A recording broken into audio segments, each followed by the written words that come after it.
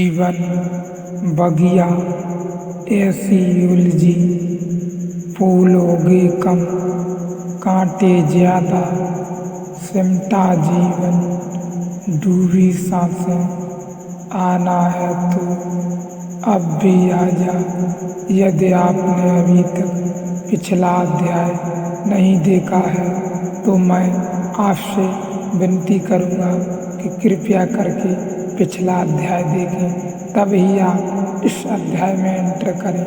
यह अध्याय बहुत ही रहस्यमय एवं बहुत ही महत्वपूर्ण एवं अमृत से भरा अध्याय है। इसको समझना बहुत ही जरूरी है। आपके भीतर से खास जहर बाहर कर लिए जाएं, फिर आप हिंसा न कर सकेंगे। इसलिए शरीर शास्त्रियों का एक बड़ा वर्ग यह कहता है कि जो लोग हत्या कर देते हैं उनका अपराधी करार देना नासमझी है। वे केवल बीमार हैं, उनके शरीर में एक विशेष जहर निर्मित हो रहा है। वे क्या कर सकते हैं?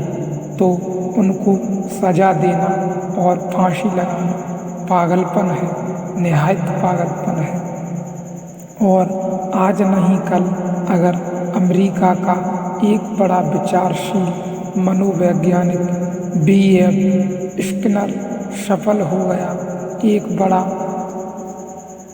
दुनिया को राजी करने में, तो वह कहता है अपराधियों का ऑपरेशन करना चाहिए, अपराध नहीं, थोड़ी ग्रंथियां उनकी अलग कर देनी चाहिए, फिर वे हत्या नहीं कर सकेंगे, हिंसा नहीं कर सकेंगे। लेकिन जब कोई वैज्ञानिक या कोई प्रयोगशाला या कोई समाज या कोई राज्य आपकी ग्रंथियां काटने लगेगा तो आप गुलाम हो जाएंगे। और अगर मैं क्रोध कर ही न सकूं तो मेरी क्षमा का क्या मूल्य रह जाएगा। नपुंसक हो जाना तो अहिंसा नहीं होगी। वैज्ञानिक काट सकता है, आपके भोजन को बदलने की जरूरत नहीं। आप जो भोजन करते हैं करते रहें, लेकिन आपकी ग्रंथि काटी जा सकती है। जहाँ रस निर्मित होते हैं वह व्यवस्था तोड़ी जा सकती है।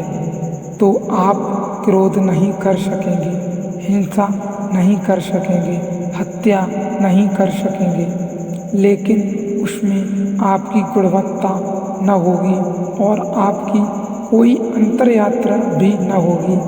आप फिर नपुंसक हो गए होंगे। लेकिन हमने एक और प्रक्रिया खोजी थी। वह प्रक्रिया यह नहीं थी कि हम आप या ऊपर से दबाव डालें, हम आपके ऊपर से दबाव डालें और आपका कोई हिस्सा तोड़ दें। आपका शरीर जैसा है हम वैसा ही रखने को राजी थे, लेकिन स्वेच्छा से आत्मक्रांति के लिए आप अपने अन्न की व्यवस्था, आहार की व्यवस्था को बदल डालें। धीरे धीरे आपका शरीर उन जहरों से मुक्त हो जाता है जो आपको पाप में ले जाते हैं, उन उत्तेजनाओं से मुक्त हो जाता है जो आपको बाहर भगाती हैं। और धीरे धीरे इससे उल्टा भी संभव है। यह तो आधा हिस्सा हुआ नेगेटिव कि आप में कोई जहर पैदा होता है तो आपको क्रोध करवाता है। क्या आप में कोई अमृत भी पैदा हो सकता है जो आपको क्षमा करवाए? अभी स्किनर को इसका पता नहीं। अगर आप में कोई ग्रंथि है जो आपको पुरुष और स्त्री बनाती है और पुरुष या स्त्री की वासना पैदा करवाती है, तो क्या यह संभव नहीं है कि आपके भीतर ऐसी रसधार पैदा हो कि आप स्त्री और पुरुष दोनों में मुक्त साथ हो जाएं। हाँ, आप का ऑपरेशन करके भी आपको स्त्री या पुरुष से मुक्त साथ किया जा सकता है, लेकिन वो है नीचे गिरना है, तब आप सिर्फ नपुंसक हो जाते हैं।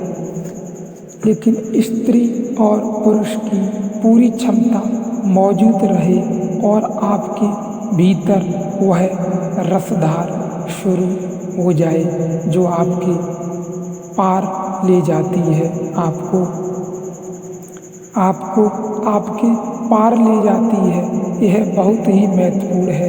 वह रसधार शुरू हो जाए बिना स्त्री और पुरुष का अभाव किए, और स्त्री पुरुष दोनों का आकर्षण खो जाता है।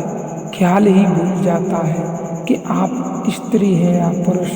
तब आप ऊपर उठते हैं और ऊर्ध्वगामी होती है। शरीर पहली बार बात है। शरीर की दूसरी परत को ऋषियों ने कहा प्राणमय कोश।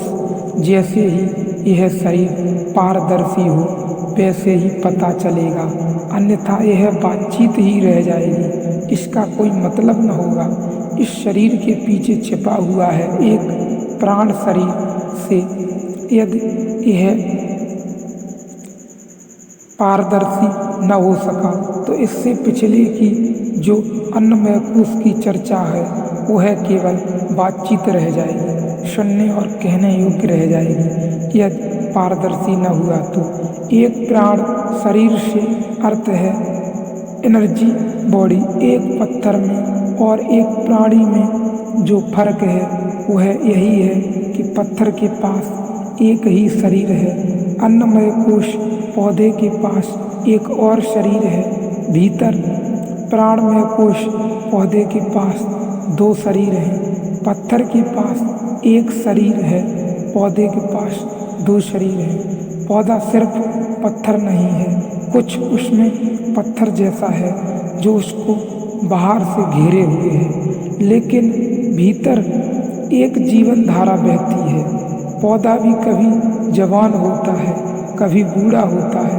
पौधा भी कभी प्रफुल्लित होता है जब जीवन धारा गहन बहती है, कभी उदास होता है जीवन धारा जब क्षीण होती है, जब नष्ट होती है। सुबह जब सूरज उगता है तो पत्थर पत्थर ही रह जाता है, रात भी पत्थर पत्थर ही रह जाता है, लेकिन पौधा रात कुछ और होता है, सुबह कुछ और होता है। एक भीतर जीवन धारा है, एक प्राण शरीर है जो सूरज के उगने के साथ आनंद से भर जाता है। सूरज से जो ऊर्जा मिलती है वह प्राण शरीर को मिलती है। इसलिए रात भी पत्थर है, जैसा है वैसा है, सुबह भी वैसा है। पत्थर पर कोई प्रभाव सूरज का नहीं होता।